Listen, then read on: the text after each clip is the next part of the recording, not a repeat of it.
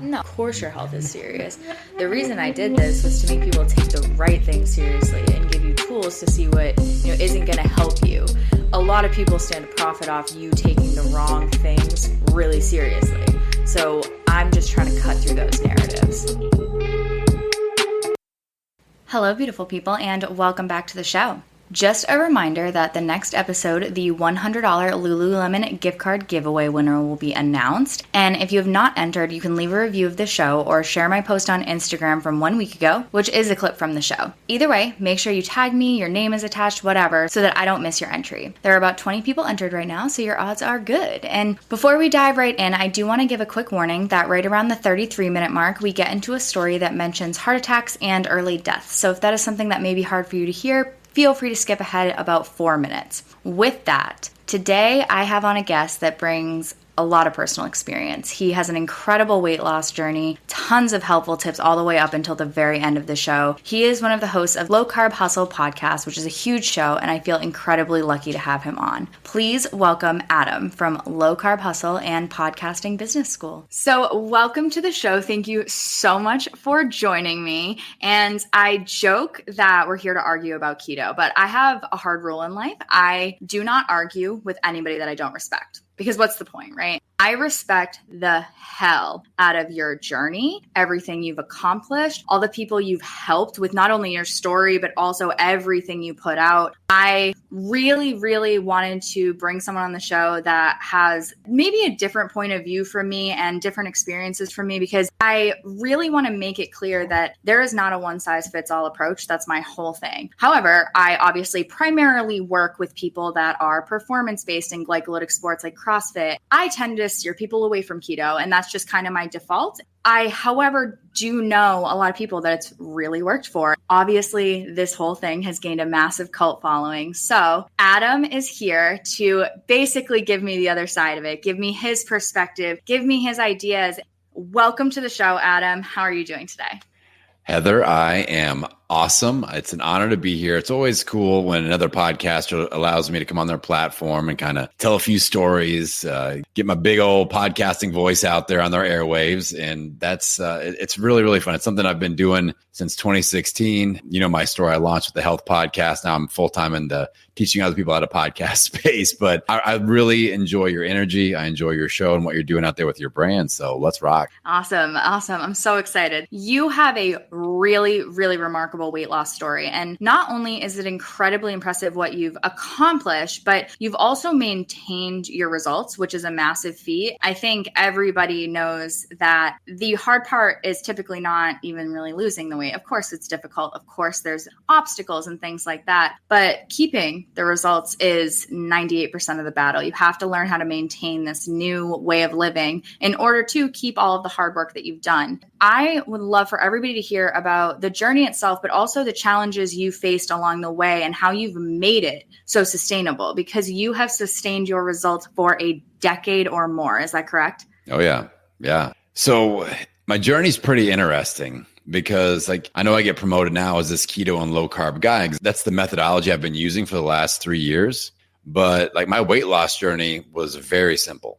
And it wasn't keto at all. In, 2007 now. Man, that seems like a long time ago. Were you even born then, Heather? I don't even I was 96, so you're okay. Okay. So we're good. So in 2007, I weighed 327 pounds. It's interesting because when I graduated high school in 1999, I weighed about 185 pounds. And I fell in love with strength sports. I was a basketball player. I'm from Indiana, and I always played basketball growing up. So I was very active, good athlete. My senior year, our basketball team was really good. We were ranked number 7 in the country, number 1 in the state, big deal. So we hired a strength coach for the first time. And I met this guy named Big Doug, and Big Doug got me hooked on being strong. And I gained a bunch of muscle. I remember I was so proud because I bench pressed 275 as a senior in high school. I'm like, this is great. I learned how to deadlift. I just fell in love with that. So instead of playing basketball in college, I decided I wanted to start competing in powerlifting and strength sports. So I started doing powerlifting. I started doing Scottish Highland games where we throw the caber, and I'm wearing I own 2 kilts to this day, Heather. I'm just saying. St. Patrick's Day is like a religious experience in my neck of the woods when I rock the kilt. I got into strength sports. I started lifting heavy. I started competing in powerlifting. I remember my first, I competed at deadlift nationals in 2000, and and they call it nationals, but anybody can enter. And there's like 4 people in my weight class or whatever for my age group. So it's not a big deal, but I deadlifted over 400. I was like, and I'm 6'3". So like, that's a long way to pull. So it's a big range of motion. Yeah. Like, this is awesome. But then I soon realized that everyone I was competing at 198 pounds, and I realized that everybody I was competing against was like 5'2", and I'm 6'3". And I'm like, okay, must gain weight. So I go up to the 220 weight class, between my freshman and sophomore year, and I compete in overall powerlifting junior national. So it's for like, college age kids, and I get second. Now I'm squatting 500 pounds. I'm benching over 400. I'm deadlifting close to 600. Like, I'm really starting to get this, but I still get second place to some 5 foot tall guy. I'm like, must go up in a weight class. So I go to 242. Same thing, pulling mid sixes, benching mid fours, still getting beat by a 5 foot tall guy. So I'm like, let's go 275. So by my senior year, I'm 275, still finished second. But then I'm really getting big into Highland Games. So I'm like, all right, I'm one of the top 5 amateur athletes in Highland Games in the country, thinking about going pro, getting sponsorships, all that deal. I kind of go that route, but I'm also developing eating disorder tendencies, where now I'm just eating the hell out of everything. And it's this I can't stop situation. I'm lifting super heavy, training really hard, big as all get out, but like, I'm just a never ending pit of food consumption, and it's not all good. So I'm like getting like the Weight Watcher dinner meals that I'm eating I'll eat like a couple of those for snacks in between my other meals. You know what I'm saying? Lots of calories, and I'm putting on a lot of body fat. And eventually, like I said, I topped out at 327 pounds. I remember the last Scottish Highland Games I did, it was in Estes Park, Colorado. It was at elevation. It just sucked because I was big as hell, kind of like sleep apnea type, not breathing well, can't walk upstairs. Like I sucked at my competition because it was at elevation, and I'm like, oh, I feel terrible. I left all of my competition gear there in the hotel. I'm like, I'm done with this. I'm going to start dropping weight. I'm going to get healthy again. So that was one of the things that really spurred on. All right, I'm going to stay strong, but I'm going to lose weight. Fat guys, shout out to any fat guys out there that are over 300 pounds. What we think is, if I just get to 299, I'm going to be shredded abs. And I was like, that's what I thought. So I get to 299. I've got this world famous picture that I used to promote all over my website of me when like, I thought I was looking pretty damn good. And I was like, I just got under 300 pounds, and I look at the picture. I'm like, still fat. Damn it. So my weight loss journey, I lost over 100 pounds. It took me 5 years to do that, but I've never looked back. Like, I float between 225 and like 235, but like, that's like, I ain't going back to 300. No way, no how. But the really neat thing that happened here, Heather, is that as I started losing weight, when I was heavy, I was doing strength coaching. I'm just helping athletes get strong. Doesn't matter if I'm fat as hell, just like whatever. I'm helping everybody get strong. Everybody squats 500 pounds. Everybody benches 400 pounds. Let's just get strong as hell, have big old butts, and let's be great athletes. That was my goal. But as I started losing weight, other people started taking notice, and they're like, can you help me lose weight? I'm like, cool. Here's what I'm doing. And honestly, Heather, all I was doing was sweating every day. I started doing a little thing. There's this thing called cardio. I've never experienced it before. Then I started just cleaning up. I started eating snacks in between all my other snacks and meals. From 8,000 calories, I was like, okay, let's do like 5,000 calories. And I'm losing weight at 5,000 calories a day. People are like, what's the key? And I'm like, well, if you hire me to do this, I'm going to hold you accountable. I want you to email me your report every day. And if you don't, I'm going to come find you. And they're like, oh, damn, this just got serious. So I started helping people. Other people started losing weight. And I loved that so much that I sold off all my sports clients. I gave them to other people. I was in with the high school. I was like, every high school team I was working with. I'm like, I don't like babysitting all these high school kids, where I'm creating these amazing like Russian periodized squat programs, and they just go and do biceps curls in the corner because they don't care. So I was like, I'm done with this. So I got rid of all my athletes, just started doing weight loss. And I decided, this is like 2009-ish, when boot camp fitness just starts to blow up. So I'm like, all right, I got to find a place to do a boot camp. I rent a martial arts studio. I rent space from a yoga studio, and I rent space from a Pilates studio. I'm like, I got 15 people that I convinced to do this. They pay me $500. Let's just see what happens. I got them sweating. We're doing a lot of push-ups, just calisthenic type stuff, kettlebells, whatever. And we're eating clean, and they're reporting to me every day. That group of 15 people lost like 300 pounds in 8 weeks. And they all start going, well, who's next? One of the smartest things I did was I took before pictures of every single one of those people, and I had the after picture. And this was back in the day when Facebook showed everybody everything. You post it, everyone sees it, not 6%, everyone. So in my next boot camp, I had like 30 something people. Then the one after that, we had 60. And then after that, we did about 4 years of 100-person boot camps 4 times a year, $500 a piece. You run the numbers. It was pretty good business. Crushing it. By the end of the 5 years, not only had I lost 100 pounds, I had helped 15 different people in my hometown lose 100 pounds. We had done 35,000 pounds total out of all the clients. And I had like this 8,000 square foot facility, like all the stuff was happening. And it's 8,000 square feet. The walls were wallpapered with before and after transformations. You couldn't even get out of the wall unless you've lost 30 pounds. That's the minimum barrier. Like we had so many transformations of like 50, 60, 100, 150, 200, like whatever.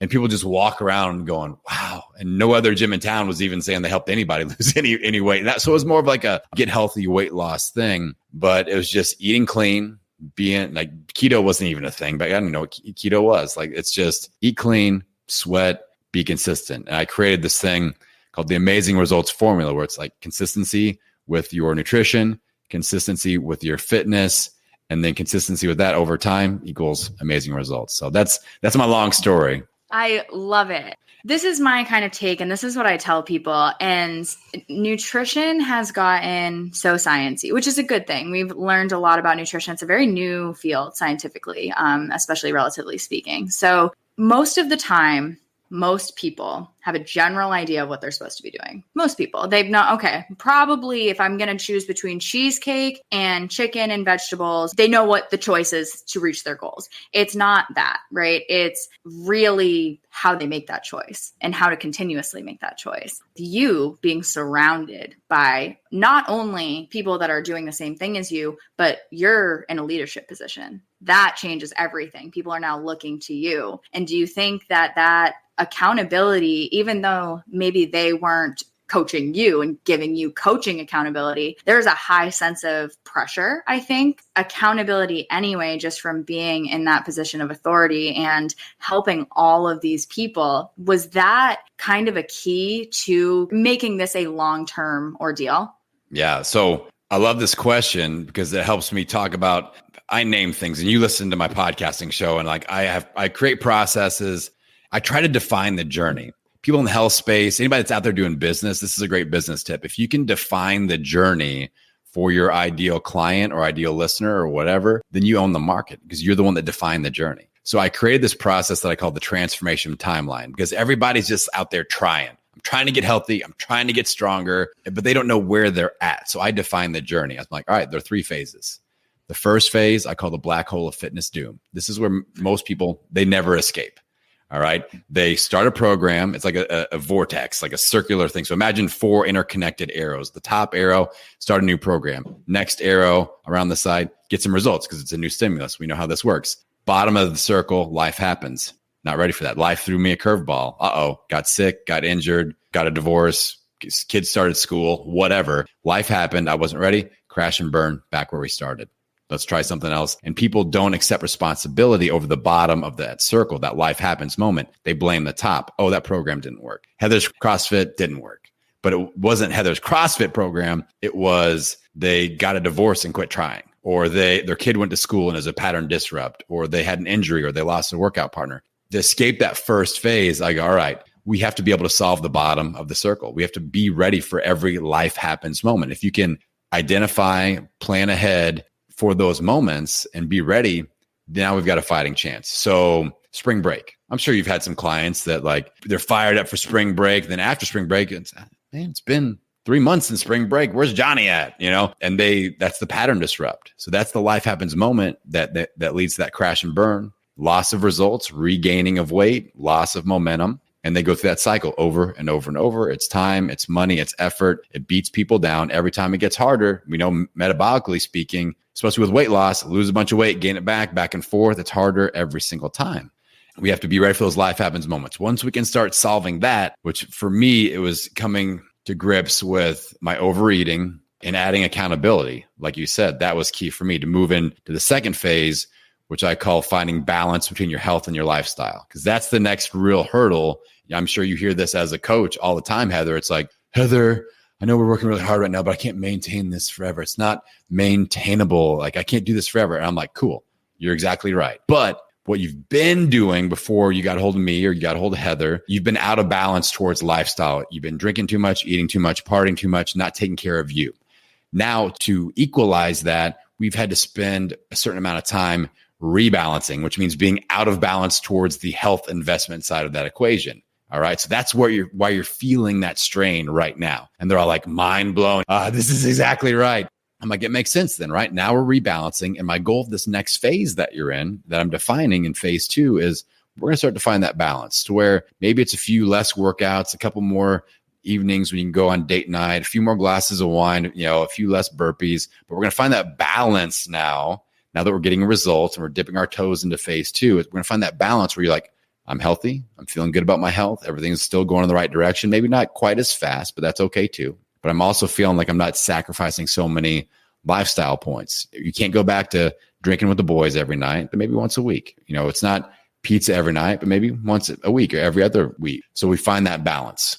Then to get to your question, another long story here. I'm world famous for these. The third phase is what I call new purpose, new identity. That's where you hit the nail on the head with your comment earlier. Like I started leading other people. I had a new purpose. I had a new identity. I wasn't the guy on a personal weight loss journey anymore. I was leading others through their weight loss journey. That's how we secure not gaining our weight back, because that's what everybody fears, the backslide. And what happens, like you've got 100 pounds to lose like I did, you're getting all these back pats and all these accolades, and everybody's like, man, you look great. And all these things along the way, and you run out of real estate to lose. You run out of real estate to sell. If you own 100 acres, you can only sell 100 acres. You know what I'm saying? So all of a sudden, you're not that person anymore, and you don't have that momentum and that like high of everybody cheering you on. And you kind of start to feel like everybody's waiting for you to gain it back. And that pressure starts to come back. So that starts to eat on you. So you have to have that, who am I now, talk with yourself. What is going to motivate me to keep showing up at the gym for those CrossFit workouts at 5 a.m. with Heather when she makes me do all these damn burpees and I hate her, like what's going to make you show up? So you have to find that new you, that new purpose, that new identity. If you're able to go through those 3 phases and secure that, then the cool thing is you go through it again, because maybe they're like, all right, I'm in shape. I've hit my goals. Now I want to start competing in CrossFit or do an adventure race, a Spartan race. So now you go back through and you have that initial phase of learning something new. You have to become accountable. You're going to move into that second phase of trying to rebalance your life again. Then you go into your third phase of, all right, now what? Now what's the next thing? And we keep going through that. And I know Heather is a great example of this. Like she's continuously putting herself out there outside of her comfort zone to keep leveling up. But that's the process, how I kind of defined it. And I hope that's helpful to your audience here. That's insanely helpful. And I love the way you defined each step. The thing you said that stands out to me the most was you have to become the persona. And I talked about this on my last podcast with my last guest. And I also talked about this. I did a podcast and it's called How to Get Abs, the Guide to Extreme Results. The whole kind of purpose of that podcast was saying, okay, so this is exactly what you want to do. If you want to have dick skin veins on your abs, you are now going to be the person that brings Tupperware to every event. You're leaving at 8:30 to go home and get your sleep, and you're doing all of these different things. And when you talked about lifestyle and that balance, the point of that podcast was to show people that extreme, yes, it exists and you can do that. And there are people that like living like robots. There 100% are. That's totally great for them. Most people don't want to live their life like that. And you have to find yourself on that spectrum. Okay, what amount of sacrifice is worth it to me? And how does that bring me to the results I want? How can I find the middle ground of that where I can still go on date night? I can still live my life like a normal person, but I'm also very much satisfied with where I'm at because of it. When that's out of balance and we have to go farther to one side, exactly what you said, coming out of that is very difficult because there's almost this rebound that happens if we're not careful, especially if we find people chronically dieting. We find people chronically just beating themselves into the ground, and they snap from one end of the spectrum to the other and back and forth and back and forth, because you are leading people from a place of, I am doing this with you, and I'm also now completing the other side of it. I am keeping this off. I really do believe that that's the hardest part. You can snap from one end of the spectrum to the other your whole life. It's fun to do fad diets. It's fun to go, oh, I can't eat anything. Telling people about how strict you have to be and bring your stupid juice cleanse to parties. Like, that gets you the attention. And as you said, the validation that you're looking for. And people go, wow, you're not eating anything. It's only celery juice all day. Oh my God, that's so virtuous. And it's not, it's bullshit. It's a way to tell yourself that you're trying really hard. And then you snap back to the other end. You have to become the person that you want to be. You have to really identify, I am now a person that digs the stairs. I am a person that doesn't skip workouts. You are now the person that helps people and keeps them accountable. And you are now the person that is an example. You've identified with that. So it's a lot easier to then act accordingly. Yeah. You can't really act accordingly if you don't truly believe these things about yourself and actually personify them. Now, I really wanted you on my show, like I said, because I don't promote keto too often. And you didn't do, your initial weight loss journey with keto. As you said, it was like not really even a thing. But I love having the other perspective because now you are into those things. Yep. And I do want to hear about it. Obviously, I steer people away from it just a little bit. And that's not to say I've had clients that are like, I'm on keto already and it's working for me. Like, can you help me make this sustainable and make sure that, when I transition either out of it or I transition into not a fat loss phase, I don't want to be the person that cuts out any carbs whatsoever and then I can't sustain it. I'm all for it. I definitely don't have anything hard and fast against keto, but I think that it's pretty restrictive for most people, and most people don't tend to live a life that it's super helpful long term. What I want to hear about is your transition sort of into that world and that cultish thing that keto is. And that's coming from a CrossFit gym owner. Keep in mind, keto is a cult, CrossFit is a cult. We're all in these different cults. And right now, I want you to tell me about your cult. I want you to tell me what is so magnetic and so just enthralling about keto, and how do you find that your clients respond to maybe when you tell them that, oh, maybe this isn't the best idea for you, or maybe this is a really good thing. This could be really helpful for you. Just sell your cult to me and then I'll sell my cult of push-ups and burpees to you later. Oh, I hate burpees. Full disclaimer, as somebody that's been through a lot of journeys and helped a lot of people, I feel like there's no one, it's keto or everything else. Like, I don't believe in that shit. And I hate the people that try to be the most correct. And I hate all the Instagram battles that are like the keto versus the vegans. And they're all just talking shit to each other and being really mean to each other. And I'm like, yo, we're on the same side of the battle here. It's us versus obesity. It's us versus disease. It's us versus diabetes. That's probably like a 5 to 10% optimization difference, depending on what they're going to stick with the best. I'm not a be keto or we're not friends type of a guy. Let's talk about why it works really well for me. I love meat. I am a hunter. I will sit up in a tree and kill things and then eat those things. I'll eat the heart. I'll eat the liver. I'll eat, the tongue, whatever. I don't eat the balls or anything like that. I'm not there yet, but my friend, my co-host on Low Carb Hustle, Danny Vega, he's tempting me with like his Cuban recipes and things like that for deer nuts. So you never know. I'll report it on Instagram if I do someday. I love keto. I'm down with meat. I love fat. I'm very satiated with like ribeyes and bacon and fatty cuts of meat. I don't personally like the main food groups of typical keto. It's like ribeye, coffee, bacon, cheese. Like those are like the 4 main food groups of keto. I don't do a ton of cheese. I don't like cheese. I do some coffee. I hardly eat any bacon. So for me, it's like if I'm eating ribeyes or something that I killed and some organ meat, I'm pretty good. My other co-host, Robert Sykes, the Keto Savage, he is a bodybuilder, a natural bodybuilder, highly competitive. Dude's like ripped to the bone. Both my co-hosts are. It makes me sick. Like I'm I'm a big old boy that has like the former powerlifter body, but these guys, like they have the dick skin ab thing. Like that was a great description. And I can't get that out of my mind now. So I'm like, but I'm going to use that for both of them. My apologies. That's a rough one to take on. I'm sorry about that. The dick skin ab awards. Exactly. So I'll never be able to look at my co-host the same again. Damn it. So my buddy Robert makes a product called a keto brick, which is it's 1,000 calorie perfect keto macros. It's got like cacao butter. It's freaking delicious. So I'll do that. We call it meat and bricks. I eat meat and keto bricks and I'm good. It's very simple. I can stick to it. And that's the key with a nutrition protocol. I don't care whether you're keto, vegan, whatever. If you can stick to keto at 80% effectiveness and you're vegan is 15%, then you need to go keto. If it's the opposite, then go vegan. Whatever you will stick to the best. And then you look at from a performance perspective, you like what's your body responding to the best? Like some people do really, really good being fueled by ketones. Other people crash and burn, like death. They feel like they just, they can't even get out of bed. So that's where having a really knowledgeable coach like Heather really comes in to effect here. Like she knows what she's talking about. She knows the science. Another one of my favorite females in fitness, her name is Rachel Gregory. I need to introduce you and Rachel. She's got a show called MetFlex and Chill. It's about metabolic flexibility. So MetFlex and Chill.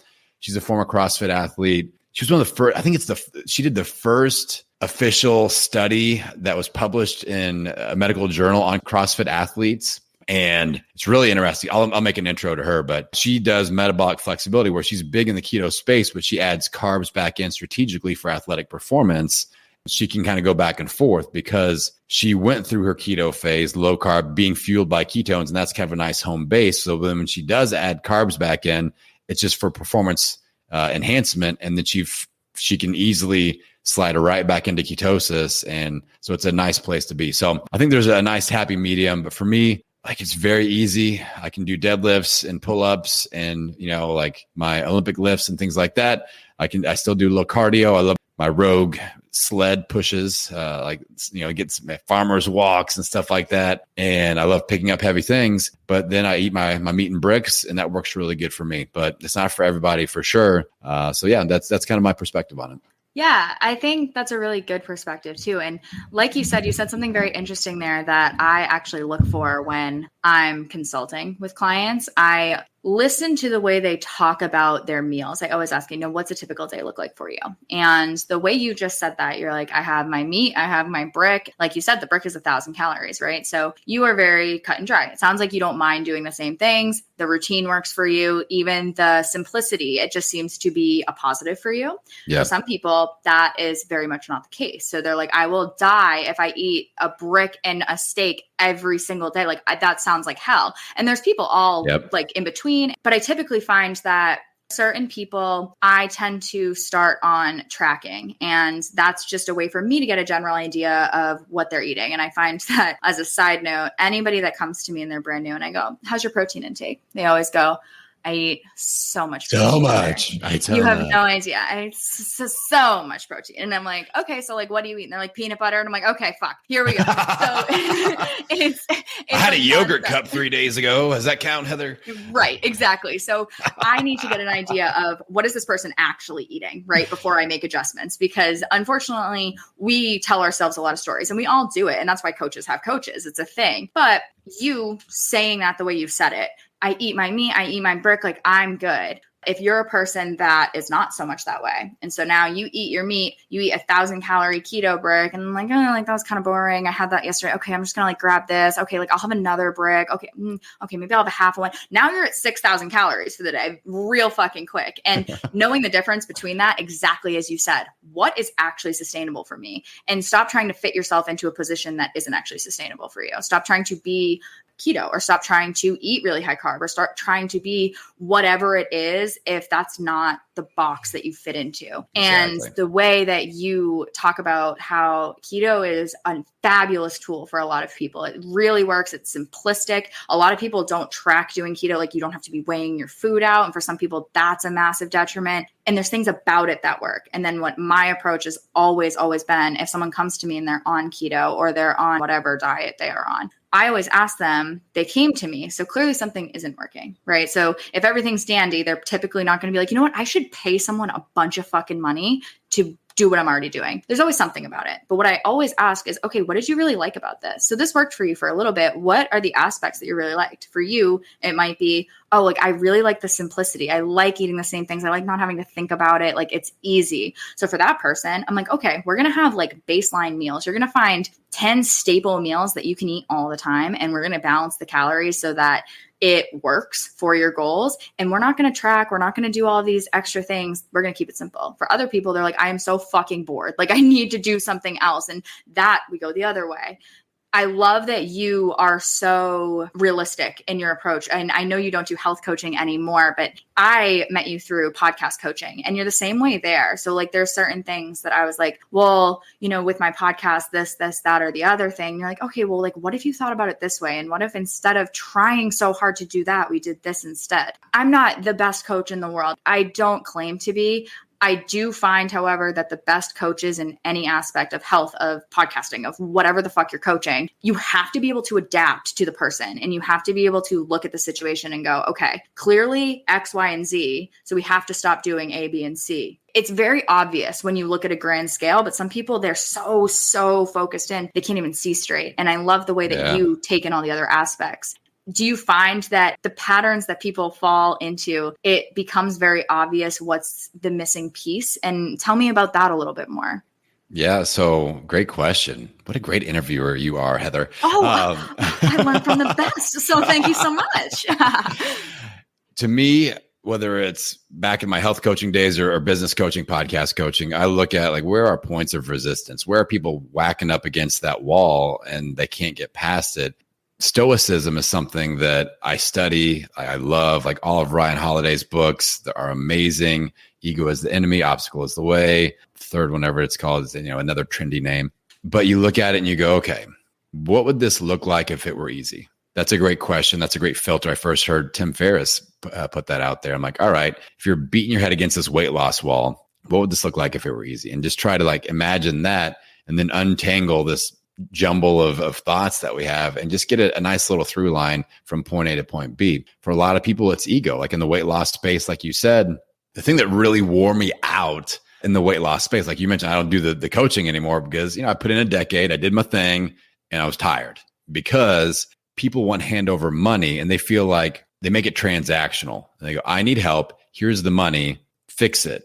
And it's like, all right, you're handing me the money. I'm going to give you the recipe. You still got to cook the meal. A lot of people just never get that. They have that ego of, I gave you the money. I gave you the $500 for the boot camp. How come I haven't lost 50 pounds already? No, you get the recipe. You got to cook the meal, and the cooking the meal is going to take consistent effort. And if you don't do that, you aren't going to get the results. Until people can get over that transactional mindset, that isn't the end of the story. Like that's where the journey begins. The transaction has happened. Now let's get to work together. They're paying for the opportunity for results. And now we got to put in the work to get them. That's where I found a lot of people really bumping their head up against the wall. They're used to like, I need help with something. I pay for it. I get help and it's done. And changing your health for the better is totally different. And it's way harder. Maybe the hardest thing that you ever do, but you're worth it. Let me give you a sad example. All right. This is towards the end of my career as a gym owner. We had a gentleman come in and he signed up for an 8-week boot camp, paid us $500. That's the deal. We have certain classes they go to. They get to pick their nutrition protocol. We help figure out, like we have from vegan to keto, like the whole gamut, but we're going to find the best fit for them.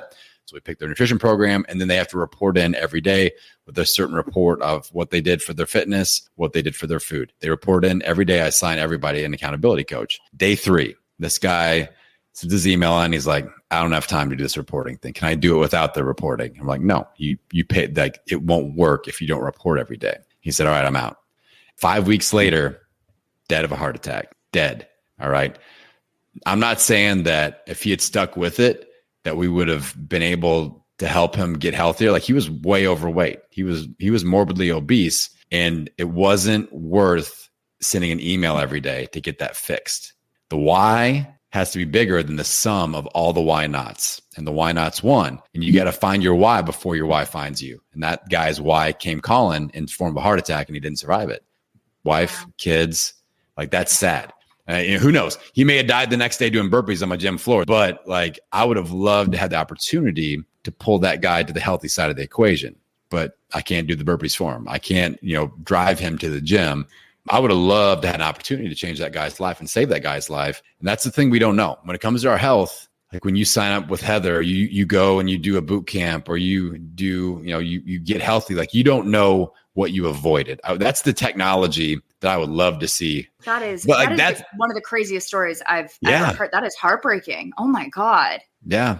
I can't push the importance enough. I mean, look at the state of the world right now. Like, it's horrific. And it's so sad that we are in this world of, if you don't make time for your health is going to make time for you. And you either make time for not even just physical health and like your weight and just like purely numbers things. But if you don't make time to make sure you're well all around, mentally, physically, spiritually, whatever aspects you need to work on, people that have their health want 5 million things throughout the day. And they always say that people that don't have their health only want one thing, and that's their health. And I have personally experienced someone very close to me. My sister was very, very sick for a long time. And I watched her just fight and fight and fight. And it was like, there was nothing that she did wrong. She was like a little kid. To watch people take steps towards going through something similar just because they just feel like they're too busy. And that is valid. And I think that that's something that gets overlooked. And I'm very like this. I can kind of come off, well, like, you need to fucking make time. Like, that's your own issue. Like, you need to figure it out. Like, you need to prioritize it. You're an adult. Like, I always say, like, you need to eat like an adult. But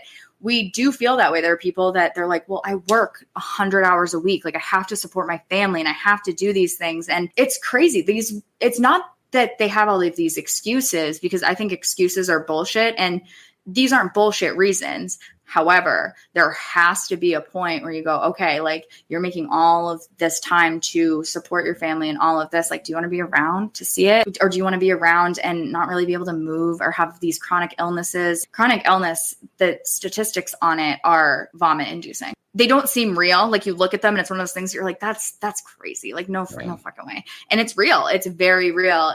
Although that story is heartbreaking, I'm very glad you told it, because sometimes we need to strike a nerve. Sometimes a nerve needs to be struck and we need to feel very overwhelmed, even if it's in a negative way, to make change. There are things in my life that I've had to be like, oh my God, like, what the fuck am I doing right now? Like, I need to figure it out. That is sometimes the catalyst. And if feeling like shit can be the catalyst to living 40 years longer and being there to see your grandchildren and being there to live a life where you can move around with your grandkids, I'm good with it. I'm coming from a good place and I care. And I'm never, ever going to go out and like purposely make someone feel like garbage. That's not what I'm saying at all. What I am saying is, at some point there has to be a realization. And if that realization doesn't come, it's very dangerous. I really appreciate you sharing that, because although it's deep and it's hard to listen to, it's the reality, and we can't just avoid reality and hope for the best. Yeah, exactly right. And like I said, you either find your why or your why finds you. And you just got to hope and pray that you're able to survive it. And some people do and some people don't. So you got to keep that top of mind and know why you're working out, why you're putting in the reps, why you're getting in, eating clean and grocery shopping and doing it consistently. Usually there's got to be an emotional root to that. It can't be that I want to look good in my booty pants sort of thing. That'll only get you so far. It's like two competing stacks. Like, I've got little kids that do Legos. So it's like one Lego stack of the why and one Lego stack of the why not. If the why not stack is higher, it wins. Whether you're talking financial goals and you're in debt, relationships, if you're in weight loss, competing in CrossFit, whatever. If the why nots win, the goal is done. That's why people don't accomplish their goals. So you have to make sure that the power of that why is bigger and it's emotionally rooted. So if you're on a weight loss journey, you got to think about, what if you weren't around? Who's going to be impacted by that? Whether it's your pets, your coworkers, your friends, your spouse, your kids. We have to have that top of mind. The alarm goes off at 4:46 a.m. and it's like, got to be a CrossFit class at 5 or 5:30. You don't hit the snooze button, because you're like, all right, I'm worth it. The people around me are worth it. The results are worth it. So let's go put in work. I couldn't agree more. And I talk about this often, and I am definitely a broken record. And my clients are like, Heather, shut the fuck up. Like, we get it. We're going to find our why. Like, please leave me the fuck alone. Like, I'm cooking dinner. I have just absolutely nailed it into everybody's head that I can, that I have never, not in my whole career, not a single time, ever seen someone come from a place where their why is shaming themselves or hating themselves or external, like my boyfriend like says I'm fat. And I'm like, so throw him in the garbage. Like you need to find it out for you. Like that can be the catalyst. It absolutely can be the catalyst. But if at some point you don't go, I want to feel so good. Like I deserve to feel good. I deserve to feel confident. I deserve to be able to make this competition or do these things because I'm working my ass off. Like I want this. It has to come from a place where you are at least somewhat excited about what could be and what you can do and so proud of your efforts. Like the shit isn't easy. If it was easy, everyone would have a six pack. Like it's not easy. I want to be around for X, Y, and Z, and I want to feel this way. And I want to go on this vacation with my family. And I want to be able to run around with my kids and swim and do all of these different things. That has to be it. It can't just be from a place of, oh my God, I hate myself so much. Or, oh my God, like I'm so far from my goal. I appreciate you sharing all of that with us because that's huge. That's a very impactful story. And I know a lot of people that listen to my podcast have already kind of started on their health journey. Most people that don't give a shit don't listen to me bitch about it for like hours on end. But that being said, I hope that people can kind of see like your efforts are worth it. They're 1,000% worth it. There's no better investment you can make than the investment in yourself. And you've said that to me. I've said that to people. Everyone says that to everyone. It's not just some cheesy line. It's 1,000% true. Last thing I want to ask you is what's missing? What are most people missing? What do you think is the biggest disconnect, thing that doesn't quite get through, thing that people can't quite wrap their head around, whatever it is? What is that magic pill that everyone seems to be looking for, but is right in front of them? Easy accountability. Like the ego is the enemy. The ego is that wall that we say, I've done 30 different diets. I've lost 30 pounds 10 different times. I should be able to do this on my own by now. Why can't I do this on my own? So we beat ourselves up and we don't ask for help.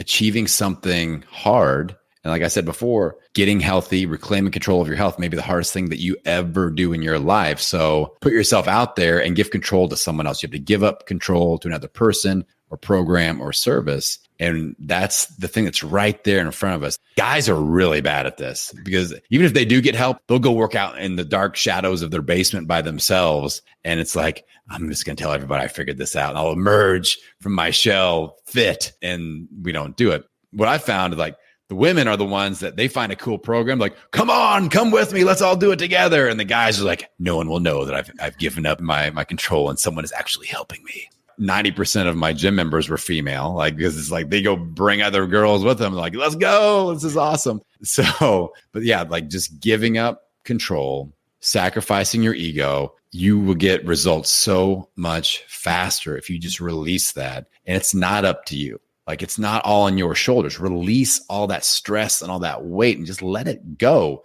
My 6-year-old sings that shit every day, multiple times per day. I've seen the movie thousands of times. Good. You have a reminder right at home. I love that. I mean, I can sing it. I can sing. I know every word. I won't, damage your audience here. They'll start hitting that unsubscribe button. But yeah, letting that ego go and allowing someone else to help you.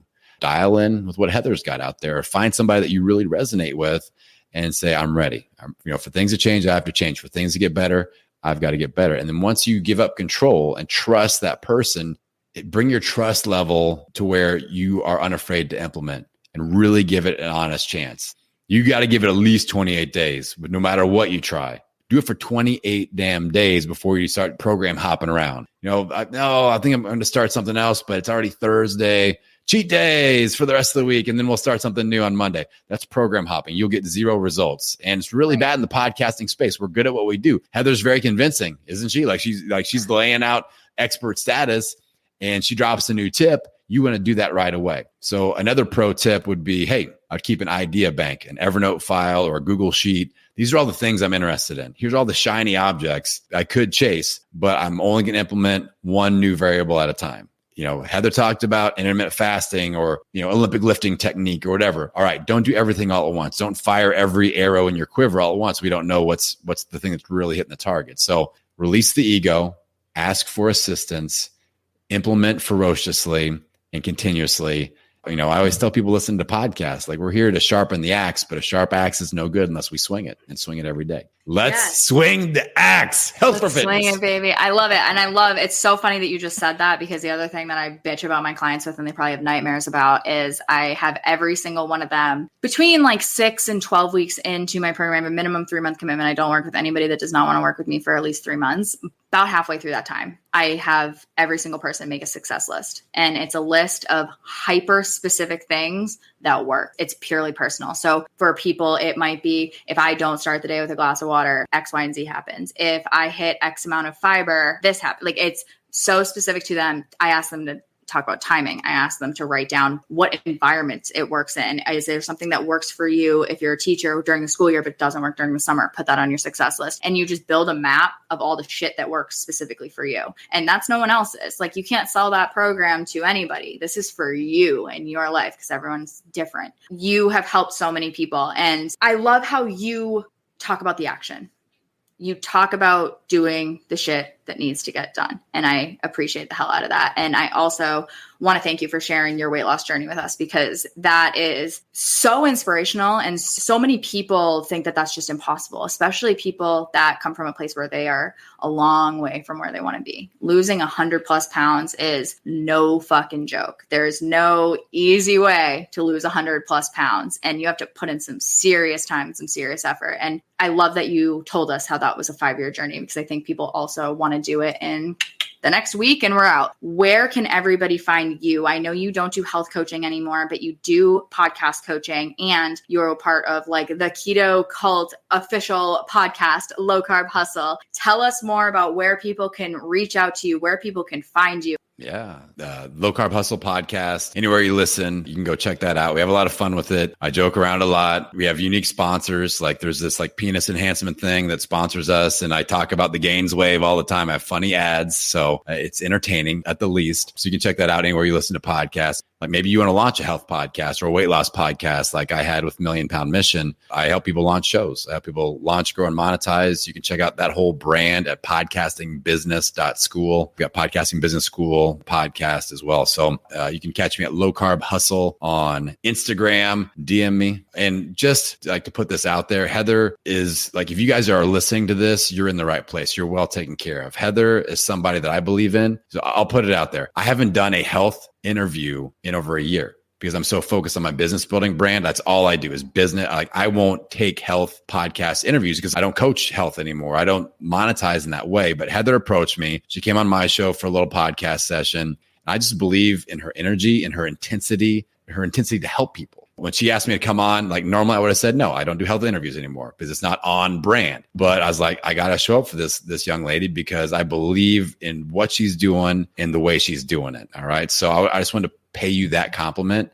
and let you guys know, like, if you are liking what Heather is putting out there for you, then hit that subscribe button, hit that follow button, whatever you're listening to, and drop her a rating review and make sure that you tell her that this was your favorite episode ever and I'm better than everyone else. I so appreciate that, Adam. I will link everything for Adam below, all of his stuff. And you should definitely check out his Instagram too, because he posts a lot of good shit on there. Along with his co-hosts, they post great shit as well. So everything will be down below. Adam, I cannot thank you enough. Thank you so much for joining us.